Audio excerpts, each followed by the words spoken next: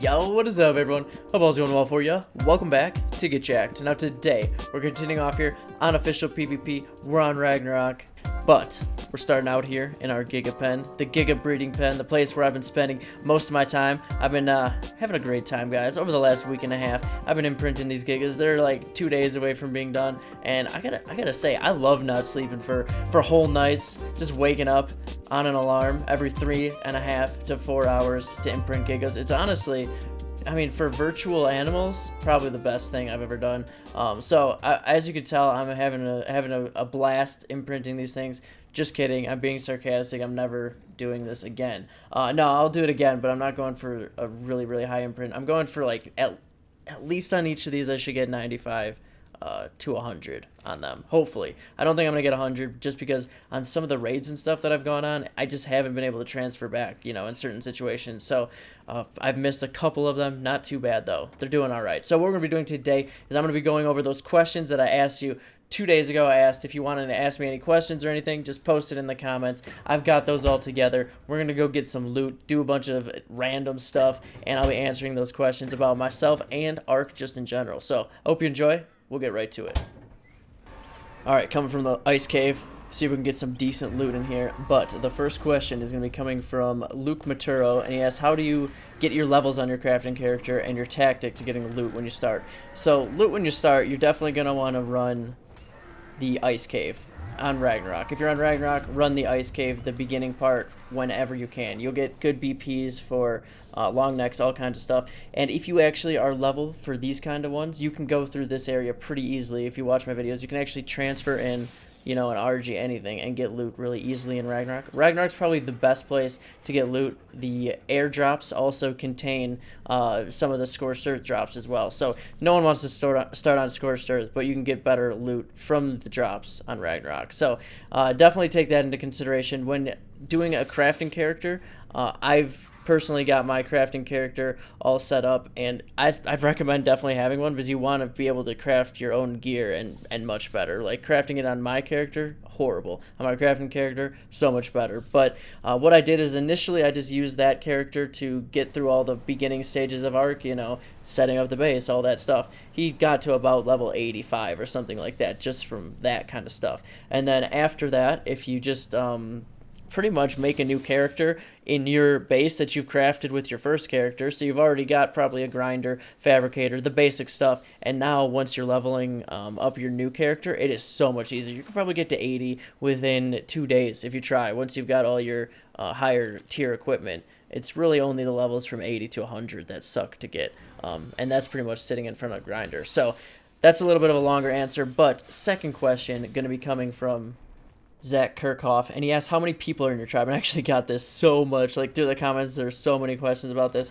So as most of you know, I'm in a mega tribe, I guess it would be, called EE, and ours is just a tribe on a server. So basically, we're a smaller tribe on another server, and we're technically all part of EE. So our part, EN, which is Evil Nation, is about, I would say, active players, I don't know, 20 or something like that.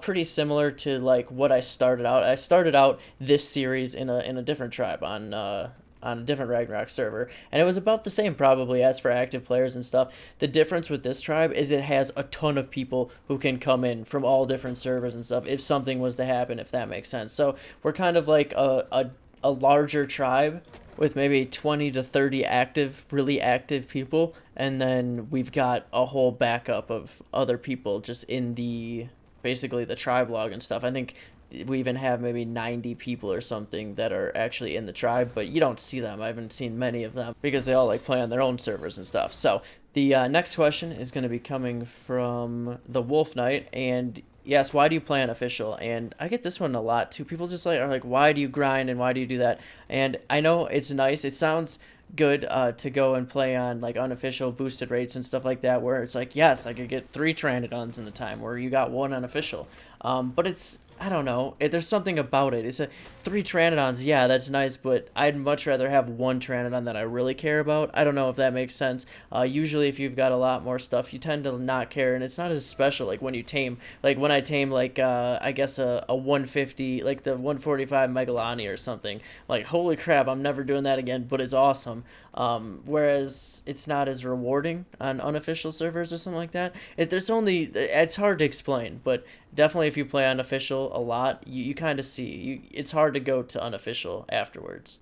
So next one coming from Josh, and he asks, do you have a real job? And I find that quite offensive to imply that this is not a real job, but yes, pretty much YouTube and whatnot is my real job. This is what I do for a living. I was a bartender for a long time, and many of you know this, while I was doing YouTube and stuff like that. But since I've moved up here to Denver, me and my girlfriend moved to Denver recently and just been doing YouTube. So it's been really nice. I really appreciate it. And it's kind of how I'm able to spend so much time on ARK, because I really do treat it partially like a job for you guys and partially, as fun. I try to mix the two. Alright, and the next one coming from the one and only Call of Duty player. Why do you not have other people help you out with your taming or getting poly or making turrets, raising, or anything? You're always solo in your vid. By the way, you should do more behind the scenes, like grinding, even if it makes a longer vid. So yeah, I do a ton of farming and stuff. Guys, if I kept all of my farming and stuff in there, it'd be like the easiest videos in the world. I do so many metal trips every day and stuff like that. That's why in the future I will be like streaming and stuff like that, hopefully, and do more of that kind of stuff.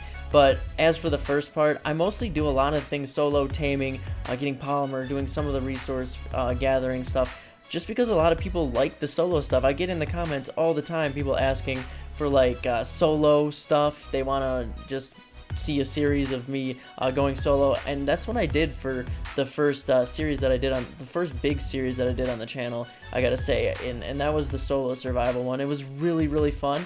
But this is just a totally different thing, I wanted to do something a little bit different, and that's what this one is. So that's why I do things solo, just so that we get that little bit of an aspect. I don't want to get rusty. I want to know how to tame stuff. I love being able to be independent and do everything in the game myself, and that's kind of what it's about. Alright, next one's coming from Luke Edwards, and he asks, how old are you, and when's your birthday? So I'm 26. My birthday is December 22nd. Yeah, that's about all I gotta say about that. Pretty straightforward question. Next one is from Hi, and they ask, do you ever plan on doing any console ARK gameplay? And I would love to say yes to this, just because so many people ask for it, but honestly, going from PC to going back down to that 30 FPS, I don't know if I could do it. I don't know if I could switch from PC to Xbox, and honestly, the gameplay is so similar. I would suck with a controller, guys. I tried to play some controller game. I tried to play Fallout on like Xbox the other day, and I was struggling, man. I can't use a controller anymore. Maybe I'll get unrusty in one day, but who knows? I doubt it.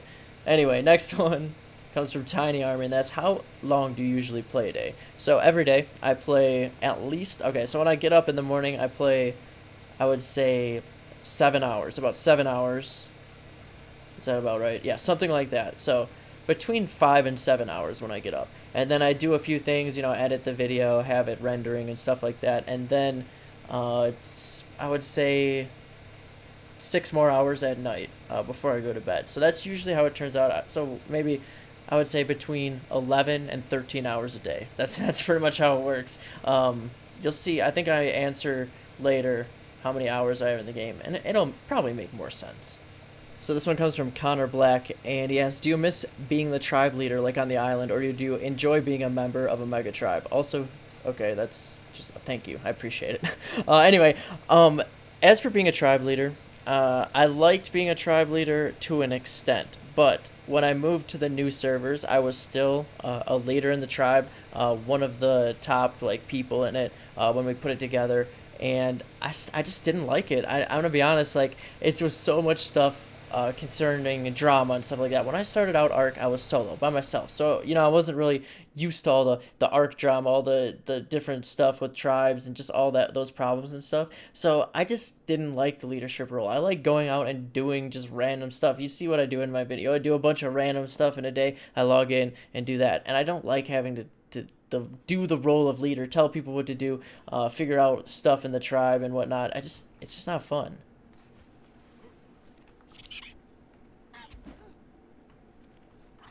You monster! What are you doing? Oh my god, you scared me. Who You are you? monster! You've killed this dodo! No. His name was Steven. He was a terrorist. He stole my spear.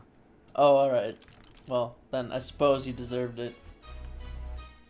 Alright, so next question is from Oper. And he asks, do you have any really good fishing spots on Ragnarok? And I'm in one right now. I've shown one other one in this video, I think, but this is the best place. If you're outside of the lava golem area, oh my gosh, so easy to catch some good fish. Just check it every once in a while. You'll find some really, really good ones in here. Alright, and this one's going to come from Byuns RS, and he asks, what do you think is the most underrated dino in the game? I think it's the Galley, personally. I don't know about the Galley. I've never really used one before. I know that they are horrible to tame, but I think the one that I think is the most underrated is the Megatherium. Megatherium is really good. It's so good for charcoal on the center in Ragnarok, and just in general, you can, if you're on the island, you can kill the Broodmother boss pretty easily. I think easy, medium, and maybe hard as well. But those things are pretty good. They're pretty tanky, and I think they have a lot of uses as well. Alright, this one we've got from Martine Minart. Sorry if I mispronounced that, but anyway, he asks, are you going to play on any of the Aberration servers? And yes, of course I am.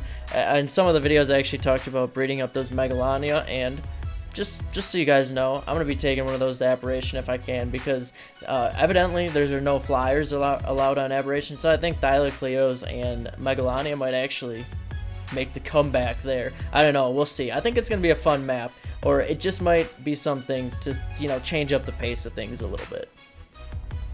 Alright, this one coming from a random guy, I guess we'll never know who. And he asks, how did you find or were introduced to ARK?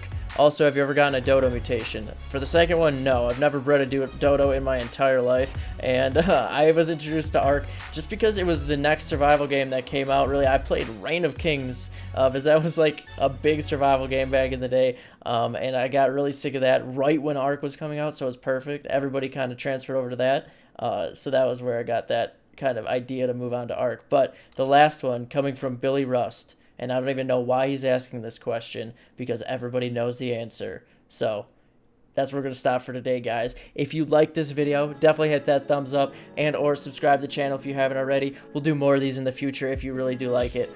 So definitely let me know if you did. We'll catch you later, guys. Thanks a ton for everything and all the support on all the series on this channel.